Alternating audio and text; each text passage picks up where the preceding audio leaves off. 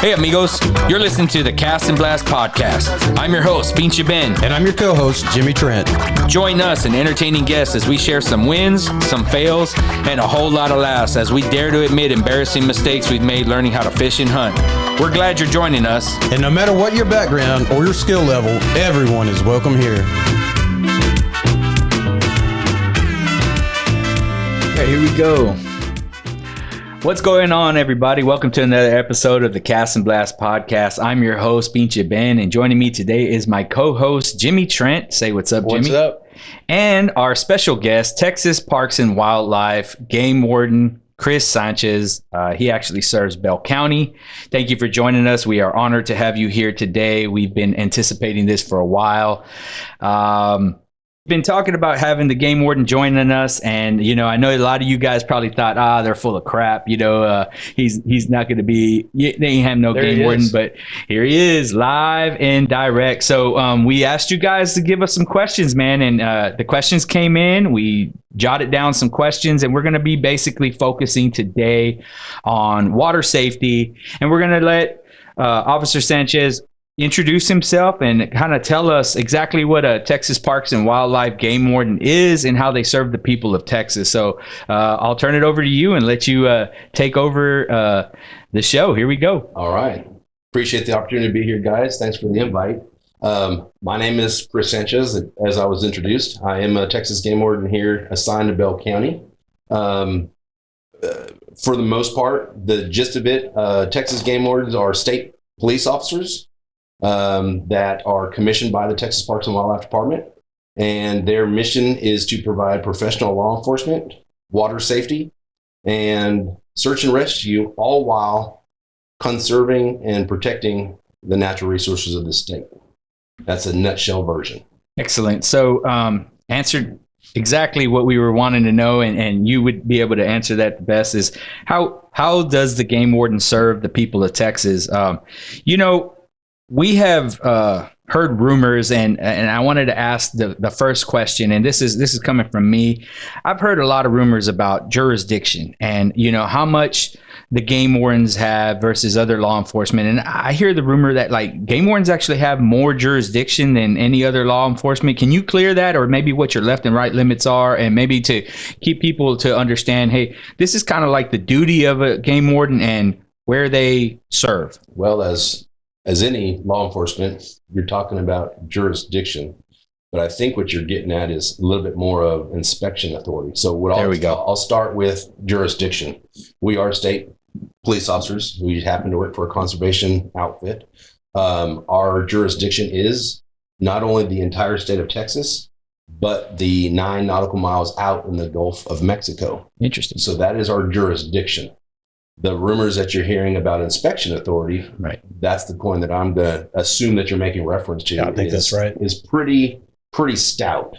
But just because we can doesn't mean we do, nor should we. So our inspection authority pertains to and pretty much focuses on wildlife resources. So if in fact you're engaged in those types of outdoor activities, i.e. fishing, hunting, etc., our authority is to go where those things may be and roam, right? Mm-hmm. So our private property access is pretty stout. We have the authority to be in places where most other officers don't necessarily have. But as it comes to enforcement, pretty much the same as every other law enforcement officer. We need to do certain things by the book for obvious reasons. The law says so, for one. But we do have the authority to look in other places where other officers may not have. But we're looking for specific things. That was one of the questions rumors that I think we've all heard too about game wardens, as far as the authority to kind of search and seizure without warrants, if you will, to be able to say you have a poacher and you've heard rumors that they have illegal deer or whatever wildlife it is in the freezer. Do you guys, are you able to go search and seize without? We do not run into the house based on rumors. Yeah, exactly. And look in people's freezers or whatever else in the house that it might be based on hearsay. Hearsay. We do develop those types of investigatory or those types of investigations, and we do use warrants. It just depends on the nature. Sometimes there's exemptions to warrants. In our area of focus, those exceptions aren't necessarily going to be there because it's not a timing thing. If we have information, we can corroborate the information. And if in fact we need a warrant, we can get one. But again, if it's the inspection authority, we have reason to believe that you fill in the blank, said individual or individuals are doing this illegal act as it pertains to conservation, law enforcement, hunting, fishing, etc. And it's going in real time. We're going to go out there in real time and do it. Now, does that mean the average person is not poaching in their living room at 2:00 in the afternoon? Yeah, right. Exactly. So we may end up having to stop at the door legally, right, until other things develop. So that's kind of, does that answer your question? Yeah. That clears up a lot of the, I guess, the rumors as far as like, hey, I've heard, I'm a scenario based, right? We got rumor there's a poacher. They have illegal amounts of whatever harvest it is in their freezer. You hear the hunters in the rumor mills going, well, they can seize your rifle, your freezer, the harvest, potentially your home, all that. The vehicle is transported in. There you go. Now, keep in mind, everything that you just said is accurate. Okay. But the perception is just because we can doesn't mean we do. Right. Now, but you also inquired about, the question stemmed from what is you guys referenced it as jurisdiction. I perceived it as inspection authority, where do we stand legally, right? Correct. Much better term. And now I'm hearing exactly what those rumors are. People are worried because, yes, those things can happen. And trust me, they do happen. Right. But they do happen on legal grounds. In other words, if a unabiding, I won't even call him a sportsman. If an illegal hunter, we'll call him a poacher. Good terminology there. If an illegal hunter goes out and is on a spree to kill whatever he's killing, right? Depending on the nature of that spree, anything that he used in conjunction with that spree, firearms, munitions, optics, vehicles, side by side, whatever the case may be. Whatever he used to acquire that particular harvest, or we won't call it a harvest. We call it an illegal take of whatever it was that he or she took. Natural resources. That's exactly right. There you go. They are then subject to the confiscation of or the seizure of those pieces of equipment, and whether or not he or she gets them back depends on our judicial process. That's mind blowing to me that that still doesn't deter that many people. People still do it, and it just blows my mind. We were just having that conversation, believe it or not, today. Mm-hmm. Things have changed over the years. Now, I've been a game warden for 12 plus, I'm not sure, whatever. We'll just say it, more than a dozen years. Sure. And before my time, things were a lot different. And during my time, things have changed. But historically, the repercussions for those illegal acts went from a ticket now, or I should say a ticket then, to now you could be a felon for similar types of acts. Right. So we've got teeth in there that are people are understanding. But that being said, guess what? People still cheat the system. People think they can get away with certain things, and they do, and until they get caught. But it's people like your listeners that help us educate those folks that need to be educated. And often a lot of the illegal, activities are at the lack of the safety of others around them too. Neighbors, neighboring property, homes, out of front yards.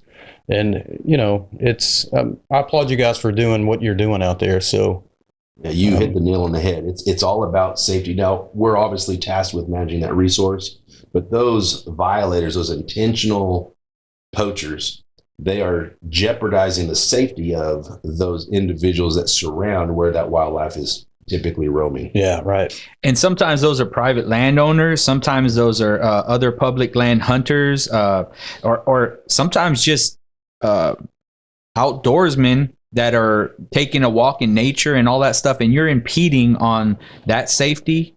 And I like to say they're kind of ruining it for the rest of us, because we don't need more regulation. We need more consequence, and I think what you're alluding to is the consequences are starting to kind of The consequences are a lot stiffer in recent times, Right. As they should be. Mm-hmm.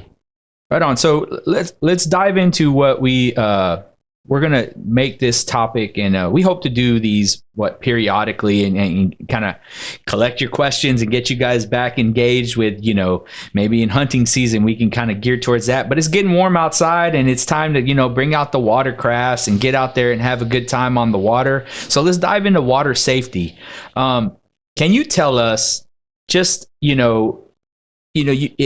just like I said, there's going to be boaters, there's going to be recreational water vehicles, there's going to be people floating the river. There's going to be, people partying out on the water and all that stuff. Like, when you're patrolling the waterways, what is it that kind of stands out to you, or what is it that you're looking for? Maybe a red flag, maybe a sign to say, I kind of see something that could potentially be an unsafe act, or I see something that might be alarming to me as a something worth checking out. Yeah. What is it that, is a very common thing that you see that can maybe us as the people out there on the water, those are the kind of things we can mitigate, or we can kind of control and be in control of our situation so that we're not making those mistakes. And that's what this is about, is people learning from, asking a game warden. So that's my question to you today, is like, when you're out there patrolling the waterways, what is it you guys are looking for? So, simply put, compliance and safety. Okay. So now we can elaborate on that for the next however long it's going to take. I'm sure there's a lot. There's a lot that comes to the safety of our waterways. And you made reference to river corridors. Right. We've got lakes. We've got the rivers. But when it comes to that, we also have private bodies of water. Oh, ponds, tanks, right?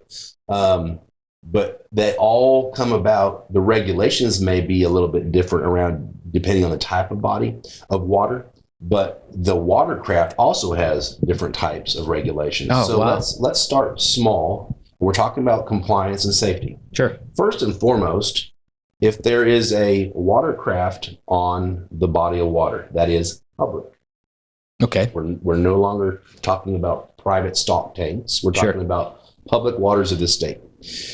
Any watercraft that's on those bodies of water are required to have, first and foremost, a personal flotation device, a life jacket.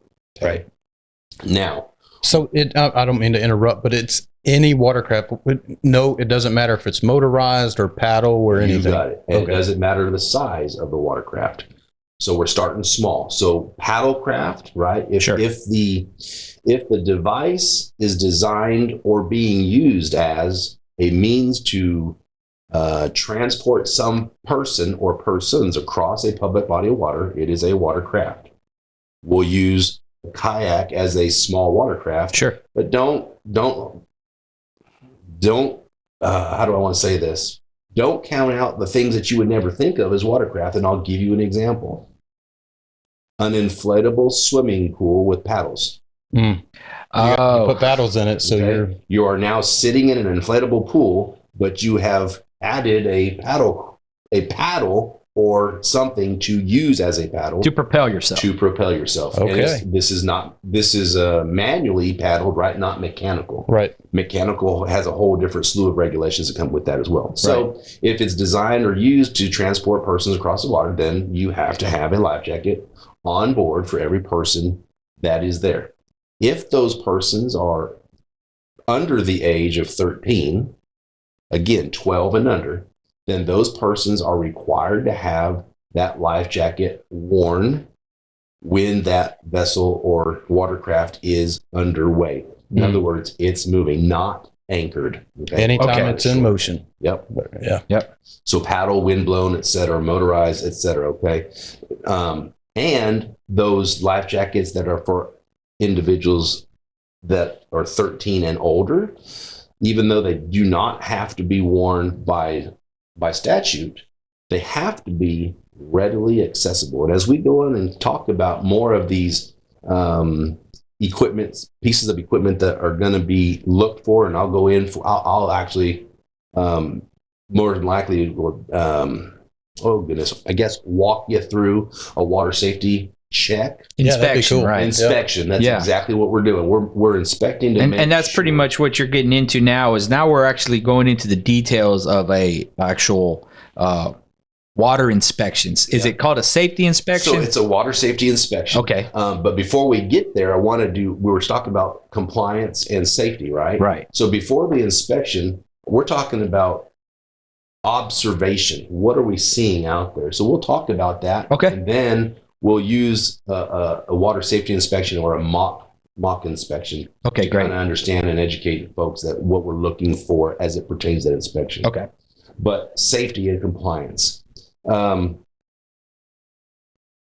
Would it surprise either of you or your listeners that when you see a boat, a motorized boat on the water, and that boat is going in it is traversing the water in such a speed that it is on plane. So on plane means it's going a little bit faster than just idle speed. Right. Okay.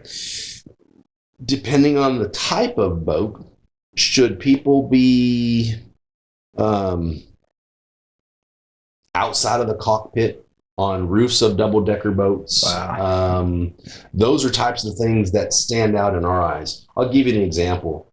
You guys, bass fishermen? Absolutely. You guys have that pedestal that sits on the front of the bow of your boat? Right. Have you ever read the stem on that? The warning instructions on that stem? Have you ever read that? I know there's a weight capacity. I know, but I really never really read into it. Okay. Yeah, I'm not going to. Next time, well, I'm sure that you're probably going to read it. Absolutely. So one of the things, those are designed for sit your rear down there while you're at such lulls, right? Either idle or not moving, not underway, and to fish from. Well, it specifically says on there, seat post not designed for speeds greater than 5 miles per hour. Wow. If you do that, something along the lines of serious bodily injury or death can occur.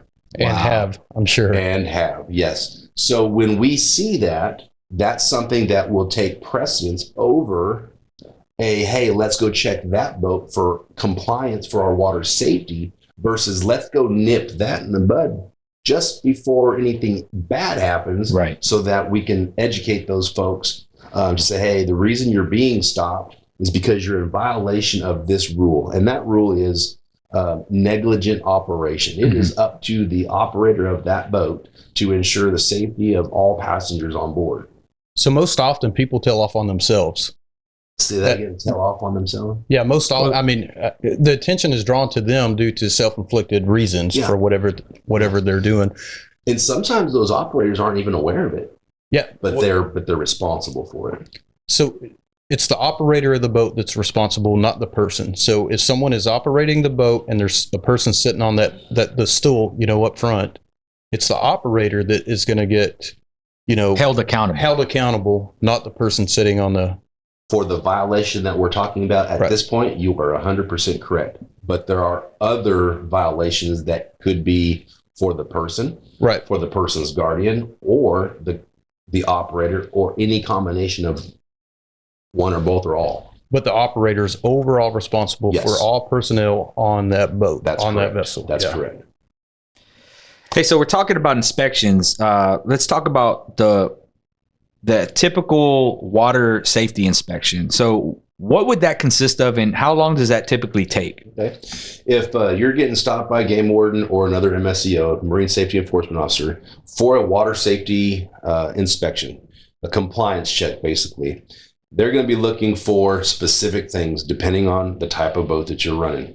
So if your boat is 16 foot long or greater, you're obviously going to be looking for or providing readily accessible items consisting of life jackets for every person on board. Those life jackets need to be appropriate for the persons that you have on board your boat. Next, you'll have that Type 4 throwable. It's that square cushion with handles or a ring buoy that you would find on a pool deck or a cruise ship that you can throw somebody. That's only required for boats that are 16 feet or bigger. Question for you. Does that have to be a particular color? No. Color does not matter. Okay. It has to be U.S. Coast Guard approved. That's right. Life jackets, all your safety devices have to be approved by the Coast Guard. Okay. Sound producing device. Horn or air horn, right? Air horn. Whistle. Horn on your boat. That's right. Or a whistle. Correct. It's not using your lips. Right. We don't want to hear how well you can whistle with your mouth. Hey, I know some Mexicans that can whistle pretty loud, man. Has that happened? But we get that on a regular basis. Otherwise, I wouldn't have said it. But I only say. So they try to prove it to you? Yeah, I can whistle. You said sound producing device, right? Yeah. Or whatever noise that they're going to make, or they'll put their fingers in the mouth. Yeah, they'll get that long. whistle. Yeah. Wait till you hear my buddy Bill over here. So sound producing device, the registration card for your boat that matches the registration that's being displayed on your boat. Okay. And then, of course, depending on the type of vessel, a fire extinguisher, either one or more, depending, again, size, type. Some boats don't have to have a fire extinguisher. Some boats have to have more than one, certain sizes. But all that stuff is found in that digest, depending on what you've got. So if, in fact, you're being stopped for that inspection and it's just nothing but business and there's no, and keep in mind, we interact with people and it's more of a conversation than a demand. And during that normal, typical process, assuming that there is no hiccups, you'll be done and back on underway within 5 minutes. I mean, that's not too much of your time, unless you're in the middle of a fishing tournament and you're like in the money. Everybody has 5 minutes to give that inspection, especially if you have all your ducks in a row. It's not going to take that long. Yeah, it's kind of pregame. Have your stuff, know where it is. Don't have to pull out your anchor chain looking for your fire extinguisher. Right. And have it ready to go. That's exactly right. Because if it's not readily accessible, it's a violation. There you go. So if it's not Be smart. ready, then, I've seen firsthand on bad day, life jackets that were secured behind lock and key. Well, what good does that do? So you gotta get the key out. You gotta undo your lock. Then you gotta open up the hasp or the hatch. Right. Then the hatch comes to get your stuff out. Yeah, that can be tough to do in an emergency situation. You're freaking out. Or you finally get that hatch open, and now you've got a bag of 4 orange life jackets that are all zipped up. Oh. Yeah, like the bag that they They're come brand with. new, Warden. Yeah. They've never been open. Yeah, with the tag still on them. Yeah. So that's telling me you're probably not doing the right thing on the water. So again, those are red flags, and I'm sure that you guys, when you see something, you may dig deeper, Absolutely. So, I mean, don't give the game warden a reason to dig deeper. Like I said, have everything accessible, have it organized, have it, make sure it's, readable. If they need to go in and check numbers and all that stuff, if you can't read it, they can't read it, and don't make a thing about it. Like, I mean, if they can't see it and read it, what good is that document? So just try to keep yourself out of trouble. It's simple as that. So we talked about the safety inspection part, but we tapped into registration, right? I have a couple questions about that. If I'm buying a boat. So this is something we've talked about too, because we've talked about going to purchase a used boat. Right. And we are in the process of doing that. And we want to make sure we're doing the smart thing, the right thing, and make sure that this is going to be a valued asset to us. There's a big investment involved in getting a boat, right? So what could I do to make sure that I'm not purchasing, for one, not getting ripped off, two, you know, I know that the registration for the boat, the title has to be signed. It has to be signed by the seller, correct? The last registered owner, actually. There you go. The last seller, but the registered owner is the only person that can sell the boat. That's right. Motor. But that's not always what happens. No, it's not. And we are also need to know that typically now the motor could be a third party, somebody, hey, I bought this boat. I put this motor on it. It's registered to this registered seller, or a registered owner of that motor. And the paperwork's right. They may not be the same. And as long as you got both documents, technically you can go and register them in your name. But what are some things that you guys encounter that a lot of new boat owners are making those kind of mistakes? And, what could we do to avoid that? So just to clear up kind of the scenario that you just painted, the documents have to be by the registered owner. So if you're piecing it together, you as the potential buyer, and I'm going to say potential because I'm going to tell you that the majority of the boats that we're seeing trying to get registered here locally in Bell County, the individuals that purchased it should have never purchased it. Period. End of story. And here's why. The registered owner of the boat and or outboard motor, which Parks and Wildlife oversees, we do not do the trailers, but typically it's a package deal for 3. The only person lawfully allowed to sell it is the RO, the registered owner on file. If the person that you're buying this boat and or motor is not that registered owner, don't buy the boat. Walk away. Because you most likely are going to come into a rather large headache.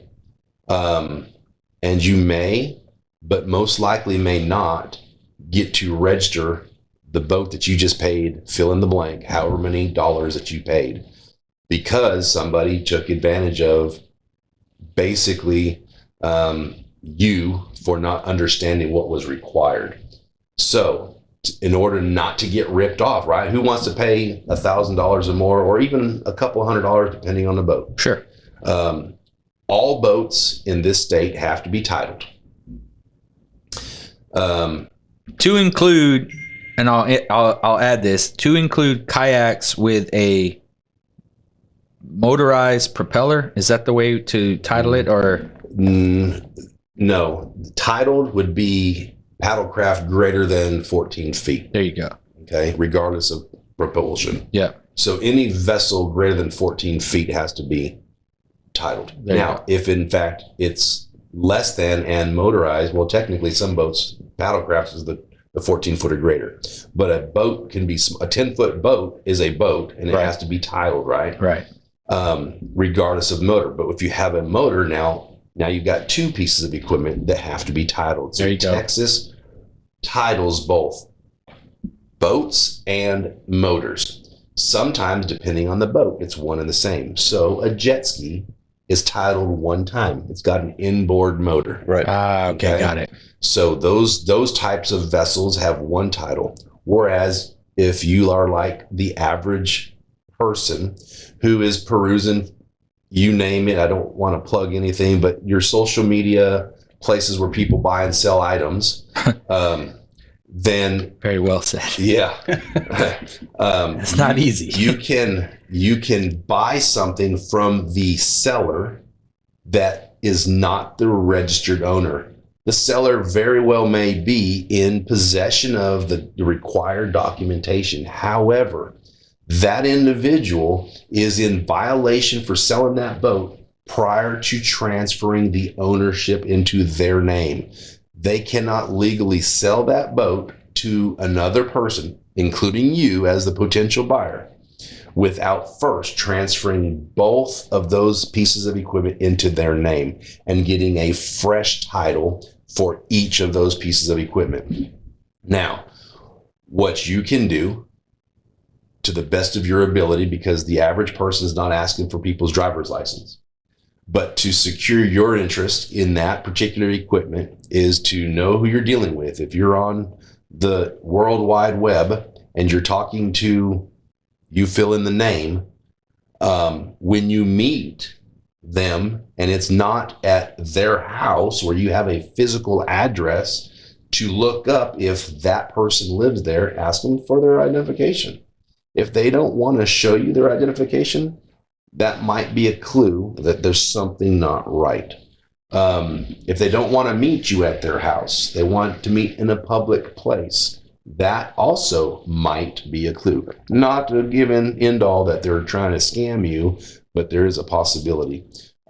Gather as much information as you can. Once you're reasonably satisfied, you're talking to John Doe and you see John Doe's driver's license, he lets you take a picture of it. You see that he's driving this truck and trailer and you got the information, you're comfortable, you're at his house, then you probably have a legit thing if the documents are in John Doe's name. Yeah, if it all matches. And the address and all that stuff jives. If it doesn't jive, I encourage you, walk away, find one, even if it has to be from a reputable source. And I don't want to say a dealer by any means, because a lot of people will use dealerships to buy used boats, but you're going to pay extra for it, right? So they're on consignment or whatever. Exactly. Or they're being brokeraged, or, there's a broker deal going on. But the average person comes into Texas Parks and Wildlife on a weekly basis, committing felonies in the 3rd degree because they're trying to fix a problem that they could have easily prevented. That's a hell of a headache to get cleared up. And it's not guaranteed that it's going to get cleared up. Yeah. Yeah. So that's a good way of protecting yourself from making a poor investment, because the money could already be spent and now you're going back to chase paperwork that may never get rectified, and not to mention how many man hours you as the individual are going to spend and the folks working at Texas Parks and Wildlife. So you made a comment, like, I don't know, it just clicked. You said folks are coming in that have committed a 3rd degree felony unknowingly to try and clear it up. Here's the thing. Saying, help me, and you're like, hey, you committed a crime, and you're asking me for help. So what is unknown? It's not unknown, because if in fact you are buying a boat and you're filling out the required paperwork, it specifically says in bold letters, anything filled out on this form has to be true and correct. And if it is not, if it is truly false, you are tampering with the governmental record, which is a felony in the 3rd degree. It says it in bold letters. So when you sign off on there, you buy a boat from me. My name is John, and the registered boat is Sue, and you paid Sue $5,000. You come into our office and you tell Parks and Wildlife that you bought it from Sue and you paid $500. Oh, what have you just done? Yeah, you forged paperwork. You tampered with that governmental record. You're trying to get that tax break. That's exactly right. You're trying to get a tax reprieve, right? But on top of that, you never once met Sue because I gave you Sue's paperwork. And if you do that, you're just as culpable as the seller who you bought it from. And if we catch wind of it, the seller creates what we would consider a ticketable offense, right? But you are the one that processed the paperwork. And when that paperwork gets processed, you are now susceptible to a felony in the 3rd degree. Bold move, Cotton. Well, I mean, that's a great lesson learned and not learning the hard way. So, I mean, that was a great question to ask, and those answers can save people a lot of headache and a lot of money. And that was what we hoped to gain from, having the game warden and asking these questions. So keep those questions coming. We'll get some more of these answers from the source itself. Hope you're enjoying this segment of Ask a Game Warden. We're sitting here with Bell County Game Warden Chris Sanchez, where we Got to learn a little bit about what a game warden does for the people of Texas, how they serve the community. Got to learn a little bit about their inspection authority, and we dove right into water safety. If you're enjoying this podcast, make sure you stay tuned for the next episode where we actually talk about boater education and maybe some of the things that keep you from maybe getting pulled over or getting a fine while you're out in the water enjoying these summer days. So stay tuned for the next episode of the Cast and Blast podcast. Hey amigos, if you enjoyed this episode, we invite you to subscribe so you can be notified when we post new content. And if you feel like leaving a comment, please do so for this podcast and share with your friends. Thanks for listening, and I hope you had as much fun as we did. Now get out there and enjoy the Cast and Blast lifestyle.